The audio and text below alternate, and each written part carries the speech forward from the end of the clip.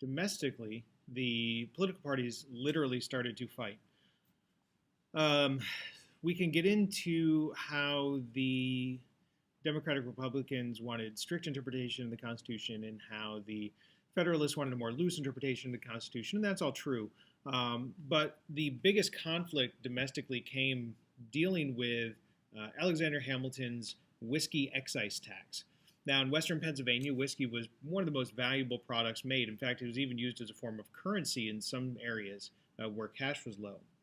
So the Whiskey Rebellion was started when a group of angry farmers began to attack federal tax collectors and marshals in an effort to protest against this whiskey tax.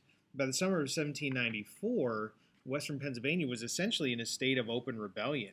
They had threatened to assault Pittsburgh. They had threatened to loot the homes of the rich. They had threatened to set Pittsburgh ablaze. So in response to this, Washington was convinced by Hamilton to act decisively. They gathered almost 13,000 militiamen and marched on western Pennsylvania. Washington himself put on his military uniform and rode on horseback with the troops. This is a huge statement. You have the hero of the rebellion marching on a group of rebels. This also shows us that the revolutionary spirit of the Declaration of Independence has changed now to a more conservative one of the Constitution. They're trying to preserve the gains of nationhood in trying to quench some of those rebellious spirits. So Washington rides on horseback. He rides into western Pennsylvania. The militiamen frighten the rebel farmers who disperse into the woods. And eventually, about 24 were captured and accused of treason. 2 of them found guilty, pardoned by General Washington. And we have a couple of interesting things to think about here. First of all, now we have a Federalist administration leading troops against largely Republican agrarian farmers.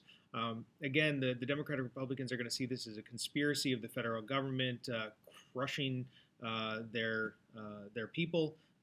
The Federalists are going to see this rebellion as an attempt to overthrow a legitimate government. There's just a lot of domestic tension here. Now, what's interesting is that the Republican farmers end up abandoning the violence after the Whiskey Rebellion is crushed, and they start voting for Republicans in Pennsylvania, and they overwhelmingly win the next election in Pennsylvania. And what we're going to see is while Adams is elected in 1796, it's a very closely contested election. Jefferson, in fact, became the vice president. Adams is a Federalist, Jefferson is a Democratic Republican. And then in 1800, because of things like the Alien and Sedition Act and the buildup of the Whiskey Rebellion tensions, what ends up happening is that in 1800, Jefferson's elected president, and we see the first peaceful transfer of power in what's sometimes called the Revolution of 1800.